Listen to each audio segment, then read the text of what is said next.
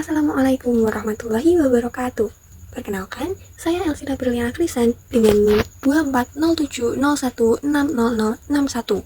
Pada video ini, saya akan menjelaskan materi tentang Unity of Science sebagai paradigma integratif. Secara umum, materi ini membahas bagaimana ilmu agama dan ilmu pengetahuan umum sebenarnya tidak perlu dipisahkan. Keduanya dapat dipahami sebagai satu kesatuan karena berasal dari sumber kebenaran yang sama, yaitu Allah Subhanahu wa Ta'ala. Jadi, paradigma dapat dipahami sebagai kerangka berpikir, yaitu cara seseorang melihat, memahami, dan menafsirkan sesuatu. Gambar kacamata ini menggambarkan bahwa paradigma ini bekerja seperti kacamata. Karena ketika seseorang memakai kacamata, maka ia melihat sesuatu itu akan dipengaruhi oleh lensa tersebut.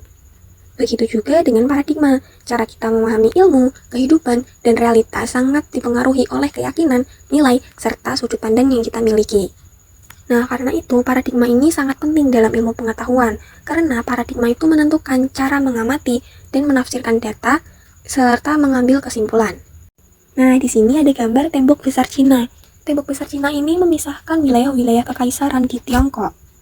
Nah, saya memakai gambar tembok Cina ini sebagai simbol adanya tembok pemisah antara sains dan agama. Dalam kehidupan akademik, seringkali kita menemukan ilmu agama dan ilmu pengetahuan umum itu dianggap sebagai dua hal yang terpisah. Padahal, pemisahan yang terlalu kuat juga dapat menimbulkan masalah.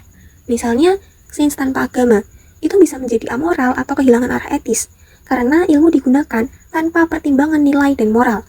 Sebaliknya juga, agama tanpa sains itu dapat menjadi stagnan atau tertinggal dari perkembangan zaman. Oleh karena itu, Unity of Science ini hadir untuk menghancurkan tembok pemisah tersebut. Maksudnya apa sih?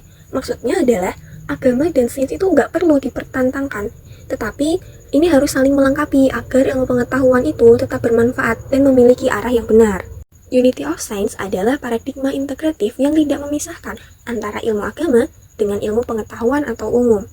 Dalam pandangan ini, seluruh realitas dan kebenaran itu berasal dari sumber yang sama, yaitu Allah Subhanahu wa Ta'ala.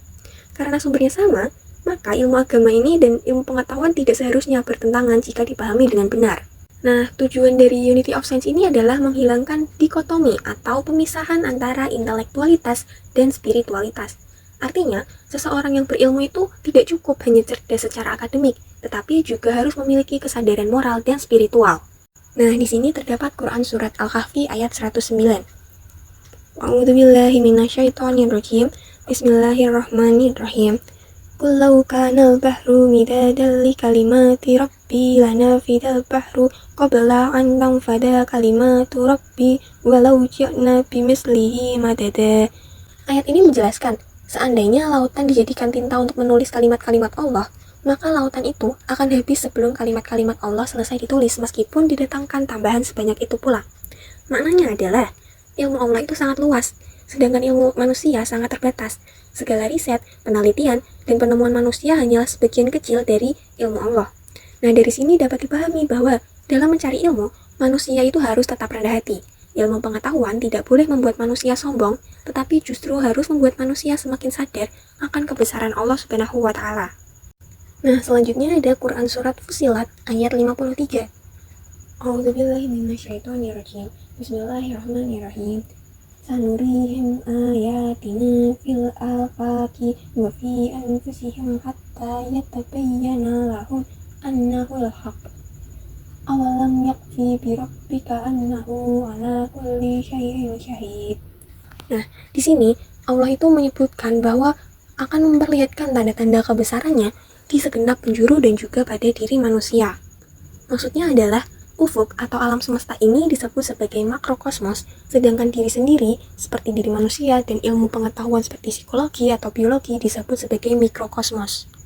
Contohnya adalah, alam semesta itu dapat dipelajari melalui ilmu astronomi, geografi, fisika, dan biologi. Sementara manusia dapat dipelajari melalui psikologi, kedokteran, dan ilmu sosial. Semua ilmu tersebut, jika dipahami dengan benar, dapat membawa manusia untuk semakin mengenal dengan kebesaran Allah Subhanahu wa Ta'ala.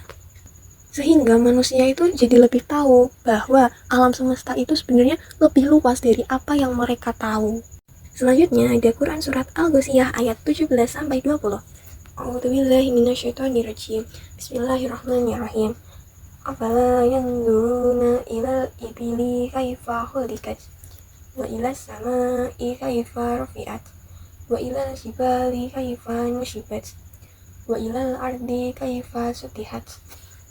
Nah, ayat ini menunjukkan bahwa Islam mendorong manusia untuk melakukan pengamatan terhadap alam. Dengan kata lain, observasi ilmiah itu bukan hanya kegiatan akademik, tetapi juga menjadi bentuk ketaatan terhadap perintah agama. Ketika manusia mengamati ciptaan Allah seperti hewan, langit, gunung, dan bumi, manusia itu tidak hanya menemukan fakta ilmiah, tetapi juga belajar memahami keteraturan dan kebesaran ciptaan Allah Subhanahu wa Ta'ala. Selanjutnya, kewajiban ilmu secara universal. Thalabul ilmi fardhatun ala kulli muslimin. Menuntut ilmu itu wajib atas setiap muslim. Hadis riwayat Ibnu Majah nomor 224. Nah, kata ilmu dalam hadis ini dapat dipahami secara luas, secara umum. Artinya, ilmu yang wajib dicari itu tidak hanya terbatas pada ilmu agama, tetapi juga mencakup ilmu pengetahuan umum yang bermanfaat bagi kehidupan. Oleh karena itu, mempelajari sains, teknologi, kesehatan, pendidikan, sosial, dan bidang ilmu yang lain itu juga bernilai penting selama ilmu tersebut digunakan untuk kebaikan dan kemaslahatan manusia. Nah, berikutnya ada doa berlindung dari ilmu yang tidak bermanfaat. A'udzubillahi minasyaitonirrajim. Bismillahirrahmanirrahim. Allahumma inni a'udzubika min ilmin la yanfa wa qalbin la yakhsha wa amalin la yurfa wa du'ain la yusma. Hal ini menunjukkan bahwa tidak semua hal yang dipelajari atau diciptakan manusia itu layak untuk dikembangkan. Dalam Unity of Science, ilmu yang baik itu harus memenuhi dua sisi. Secara ilmiah, ilmu harus teruji valid dan dapat dipertanggungjawabkan. Sedangkan secara spiritual, ilmu itu harus memberikan manfaat, tidak merusak, dan membawa manusia lebih dekat kepada penciptanya, yaitu Allah Subhanahu wa Ta'ala. Jadi, ukuran ilmu ini bukan hanya apakah ilmu itu canggih atau modern, tetapi juga apakah ilmu itu membawa manfaat dan tidak bertentangan nilai moral serta spiritual. Yang selanjutnya ada Quran Surat Ar-Ra'd ayat 28. A'udzubillahi minasyaitonirrajim. Bismillahirrahmanirrahim.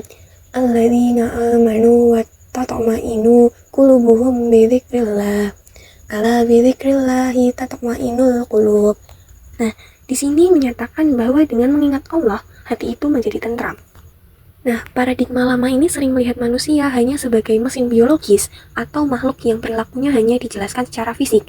Padahal, manusia juga memiliki dimensi batin dan spiritual. Misalnya, dalam menghadapi masalah psikologis, manusia itu tidak hanya membutuhkan pendekatan secara medis atau ilmiah, tetapi juga membutuhkan pendekatan spiritual, misal dari zikir. Karena zikir itu dapat membantu menenangkan hati dan memperkuat hubungan manusia dengan Allah. Dengan demikian, Unity of Science ini mengajarkan bahwa pendekatan ilmiah dan pendekatan spiritual itu harus berjalan bersamaan. Kesimpulannya adalah Unity of Science ini bukan sekedar mencampur adukkan teori agama dan teori sains secara sembarangan, tetapi sebuah paradigma yang berusaha mengembalikan semua ilmu itu kepada pangkalnya, yaitu Allah Subhanahu wa Ta'ala. Nah, tujuannya ini adalah membentuk generasi cendekiawan yang tidak hanya cerdas secara intelektual, tapi juga memiliki integritas spiritual yang kuat, yang kokoh di hadapan Allah Subhanahu wa Ta'ala. Jadi, melalui Unity of Science ini, ilmu pengetahuan itu tidak hanya digunakan untuk memahami dunia, tetapi juga untuk mendekatkan diri kepada Allah dan memberi manfaat bagi kehidupan. Demikian penjelasan saya mengenai Unity of Science sebagai paradigma integratif.